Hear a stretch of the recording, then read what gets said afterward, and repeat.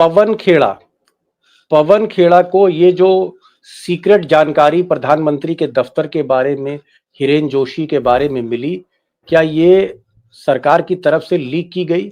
जिस तरह से राहुल गांधी को तमाम डॉक्यूमेंट्स दिए गए इलेक्शन कमीशन के, क्या अब सरकार के ही कुछ लोग सरकार की जानकारियां कांग्रेस तक पहुंचा रहे हैं, विपक्ष तक? देखिए, किसी सिस्टम का, दीपक जी, मेरा अनुभव है प्राइम मिनिस्टर ऑफिस का, या 8-10 जो भी प्राइम मिनिस्टर के ऑफिस मैंने कवर किए, मेरा एक्सपीरियंस ये है कि जब नाव डूबने वाली होती है तो सबसे पहले वहां से चीजें लीक होनी शुरू होती हैं। और लीक कौन करते हैं? जो वहां की कार्यप्रणाली से नाराज है, जो उस पाप के घड़े में अपना सर नहीं देना चाहते कि इस पाप के घड़े को आप भी सर पर ढो रहे थे। तो वो सारे अधिकारी, वो सारे बाबू, वो सारे क्लर्क और कुछ ऐसे लोग हैं जो उनको लगता है यार ज्यादा हो रहा है, ये ज्यादा हो रहा है, ये मतलब अब ये सर से पानी गुजर रहा है। तो वो, चाहे उनकी आत्मा जगती हो, चाहे उन्होंने जो पाप कर्म की, ऐसा भी तो हो सकता है भाई, हिरेन जोशी ताकतवर आदमी थे, हो सकता है उनसे ईर्ष्या रखने वाले लोग गलत खबर भी बता सकते पवन खेड़ा को। आपको क्या लगता है? नहीं, खबर सही है, दम है? ऐसा है कि एक पॉलिटिकल पार्टी जो नेशनल पॉलिटिकल पार्टी है, संसद के दोनों सदनों में उनका मुख्य विपक्षी पार्टी है, उनके 100 मेंबर ऑफ पार्लियामेंट है, वो इंडिया गठबंधन का सबसे बड़ा, उस पार्टी का नेशनल स्पोक्स पर्सन और जो वरिष्ठ चीफ स्पोक्स पर्सन और जनरल सेक्रेटरी, वो अगर इस तरह के आरोप लगा रहा है तो प्रधानमंत्री कार्यालय की ये ड्यूटी बनती है। अब तक तो आ जाना चाहिए था जब हम ये चर्चा कर रहे हैं, जवाब आ जाना चाहिए। इसमें देर, और जितना ये देर करेंगे, मैं आपको बता रहा हूं, प्रधानमंत्री कार्यालय जितना देर करेगा उतनी अफवाहें उड़ेंगी और ये सरकार की और लूपहोल खुलेगी। तो ये वक्त रहते इनको इसके बारे में स्पष्टीकरण देना होगा, नहीं तो इनके खिलाफ और लूपहोल खोलने के लिए लोग तैयार बैठे हुए हैं। जी, मैं शीतल जी के पास आता हूं, क्योंकि शीतल जी चीजों को बहुत कूल माइंड से देखते हैं, मैं ये जानना चाह रहा था आपसे, ये बात तो सही है कि पवन खेड़ा ने बड़े गंभीर किस्म के आरोप लगा दिए और हमने उसका जिक्र भी किया है कि हिरेन जोशी पे कौन कौन से आरोप उन्होंने लगाए। मेरा सवाल यह है कि क्या आपको लगता है कि प्रधानमंत्री को, मोदी को या उनके दफ्तर को देश के सामने सच्चाई रखनी चाहिए कि भाई ये हमारा अधिकारी है, ये बिजनेस में इन्वॉल्व थे या नहीं थे, या फिर कोई जांच करें या फिर क्लीन चिट दें या बताएं कि हमने एक्शन लिया है नहीं लिया है? अब क्या होना चाहिए, आगे क्या होना चाहिए? लेकिन प्रधानमंत्री आप जानते ही हैं, चूंकि उनसे न कोई पूछ सकता है और वो जवाब देंगे कि नहीं देंगे ये वही तय करते हैं। लद्दाख के मामलों पर चाइना के, उस पर कोई जवाब नहीं दिया, अरुणाचल पे नहीं दिया, चाइना पे कभी नहीं दिया, ट्रंप पे कभी नहीं दिया, तो हिरेन जोशी पे वो हमें जवाब दे देंगे, इसकी कोई उम्मीद करना तो बेमानी होगा। उनकी मर्जी है, हो सकता है दे दे, हो सकता है न दे। लेकिन हम तो उन संकेतों पर जा रहे हैं, जैसे कहा जा रहा है कि लॉ कमीशन में एक आदमी हिरेन जोशी के बहुत क्लोज था, परिचित, हटाया गया है। अभी उसका नाम डिस्क्लोज नहीं कर रहे हैं लोग, ट्वीट में इशारे में बात कर रहे हैं। और ये कहा जा रहा है कि उनको भी कहा गया है कि अपने पेपर तैयार रखें, और अश्विनी वैष्णव को उनका चार्ज दिया गया है। ये सब बातें आ रही हैं, सच है कि गलत है पता नहीं, सोशल मीडिया में इस तरह की स्पेकुलेशंस आ रहे हैं। अब ये देखना है कि आगे इसमें क्या होता है। क्या उन्हें प्रधानमंत्री जो भी जो उन पर शिकायतें आ रही हैं उनसे एब्जॉल्व करते हैं, या उनके विकल्प को किसी को लाते हैं, या वो बुलडोज करते हैं, जैसे तमाम चीजों को प्रधानमंत्री बुलडोज करते रहे। ये सही है कि हिरेन जोशी और अमित शाह ये दो लोग हैं जो प्रधानमंत्री के लेफ्ट और राइट हैंड माने जाते हैं। तो ये बहुत बड़ी बात है कि वो अपने लेफ्ट हैंड को कुर्बान कर रहे हों।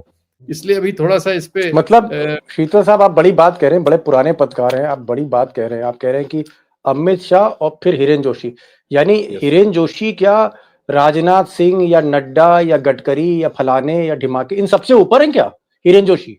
कोई मैच ही नहीं है। रोज रात 11:30 बजे, 11 से 11:30, ये तो बहुत कंफर्म खबर है। रात में 11 से 11:30 रोज का अपॉइंटमेंट इनका होता है जब प्रधानमंत्री यहाँ हैं। नहीं है तो वो इंटरनेट से एक दूसरे से संपर्क में होते हैं।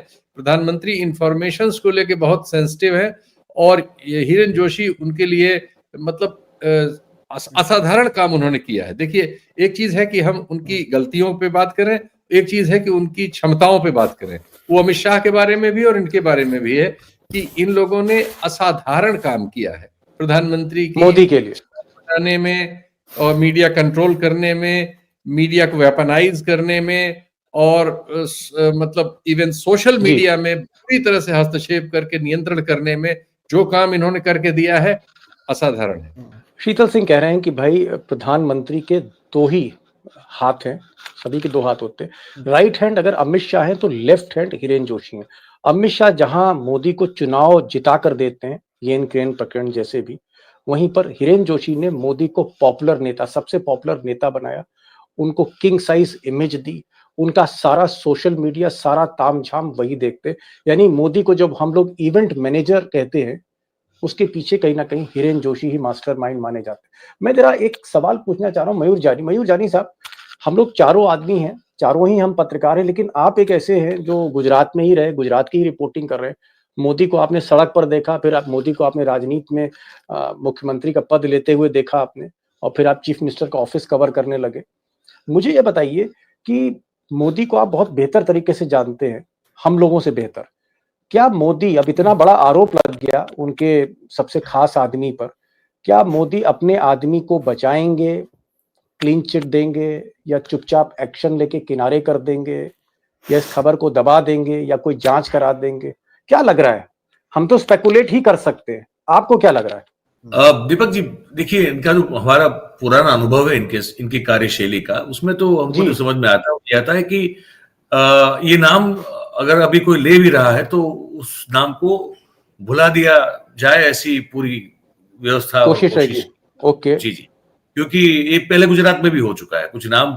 मतलब आप कह रहे हैं कि सबसे पहले खबर को दबाओ, इसको कहीं खबर को चलने ना दो, ठीक है। और फिर दूसरी बात ये है कि फिर हिरेन, एक तो खबर जो है इसको पूरी तरह से दबा दिया जाएगा या उसकी कोशिश की जाएगी, और दूसरी बात यह है कि फिर हिरेन जोशी कभी थे ही नहीं उनके आसपास। उस तरह का भी एक जो है आपको देखने को मिल सकता है।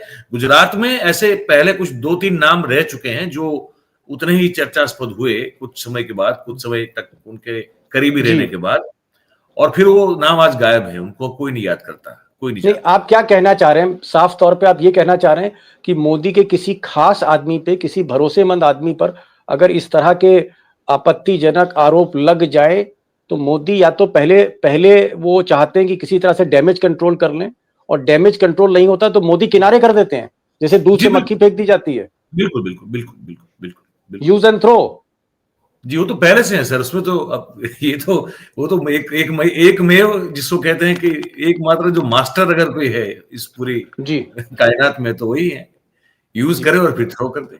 कितने नाम गिनाए आपको? लखेड़ा साहब, आपको क्या लगता है कि ये जो मसला है, जहां हमारे पास आधी अधूरी जानकारी है, क्या ये फाइल कहीं ना कहीं दफन कर दी जाएगी, हिरेन जोशी को क्लीन चिट दे दी जाएगी, या हिरेन जोशी को मोदी जी अपने दफ्तर से किनारे कर देंगे? मिस्टर लखेड़ा, देखो, दोनों ही बातें। देखिए, जो आपको ये देखना होगा कि इस पर कोई भी स्पेकुलेशन करने के पहले मोदी सरकार की जो कार्य प्रणाली है कभी भी वो ट्रांसपेरेंट नहीं रही, कि उनकी ट्रांसपेरेंसी से उनका कोई दूर दूर तक का कोई वास्ता रहा हो। वो बुलडोजर राजनीति में यकीन करते हैं, ट्रांसपेरेंसी में उनका कोई भरोसा नहीं है। मीडिया को वो, क्या बोलूं मैं, क्या क्या समझते हैं, मैं उसके शब्द में नहीं जाना चाहूंगा, लेकिन उनको लगता है कि मीडिया, अखबार, सूचना केवल वो पसंद है जो उनको माफिक लगे, उनके मतलब की हो। अदरवाइज कोई आलोचनात्मक सूचना देना या सरकार के कोई निर्णय की जानकारी देना, आपने देखा ना कि पहलगाम में क्या हुआ, उसके पहले क्या हुआ, इसके बारे में आज तक सूचना देते हैं लोग किसी को? जब ये लोग उसके बारे में नहीं सूचना देते हैं तो क्या, मुझे लगता नहीं कि ये कोई सूचनाएं देंगे, ये इसी तरह से टाल देंगे, स्पेकुलेशन चलती रहेंगी। क्योंकि ये जब तय कर लेते हैं कि सूचना नहीं देनी है, तो ये तो पार्लियामेंट से भी सूचना छिपाने के माहिर है। मुझे तो लगता नहीं, हाँ देनी चाहिए, ये बिल्कुल मैं इस बात का हिमाती हूं कि प्रधानमंत्री कार्यालय को ये सूचना देनी चाहिए। ये उनकी अकाउंटेबिलिटी है देश के प्रति, समाज के प्रति। और क्योंकि वो मीडिया को कंट्रोल कर रहे थे, टेलीविजन चैनलों के मालिकों से वो सुबह सुबह बात करते थे, लिस्ट बताते थे कि आज जो मैंने सुना है कि भाई आज ये खबरें चलेगी 12 बजे तक, उसके बाद चेंज हो जाएगी, फिर ये चलेगा। ये जो एजेंडा, मोदी का एजेंडा, गोदी मीडिया के लिए कम्युनिकेशन के बड़े वो किस्म से जी माहिर खिलाड़ी थे, और वो पिछले 9 साल, 8 साल, 10 साल में वो छाए रहे भारत के मीडिया में, और हर टेलीविजन चैनल का मालिक हिरेन जोशी, मैंने कईयों को देखा है कि सब हिरेन जोशी से मिलके आए। तो ये सारी चीजें हो रही है, ये चीजें बहुत चलिए खतरनाक है। अगर ये सूचनाओं को दबाते हैं तो ये बहुत खतरनाक बात होगी। जी ठीक। यही सवाल मैं शीतल जी आपसे पूछना चाहूंगा कि भाई आपको क्या लगता है कि मोदी एक्शन लेंगे हिरेन जोशी पर, या मोदी इस खबर को ही दफन कर देंगे कहीं ना कहीं, और या फिर एक्शन लेंगे तो जब लोग भूल जाएंगे, चर्चा कम हो जाएगी, फिर किसी दिन अचानक हिरेन जोशी को किनारे कर दिया जाएगा। आपको क्या लग रहा है, आपका आपका इस वक्त जहन क्या कह रहा है? मोदी देखिए इस खबर को कैसे ले तो रहे हैं? क्योंकि मुझे जानकारी ये मिली है कि मोदी प्रेशर में तो हैं, थोड़ा सा नहीं अनकंफर्टेबल है कि ये हो क्या गया।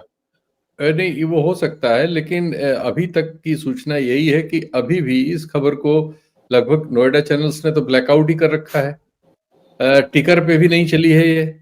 तो जी अभी हिरेन जोशी ने कंट्रोल खोया नहीं है, वो तनाव परेशानी में आए हैं, लेकिन फिर भी मुझे लगता है कि हो सकता है कि चीजें सेटल हो जाएं उस लेवल पे, क्योंकि वो बहुत उपयोगी व्यक्ति रहे हैं मोदी जी के।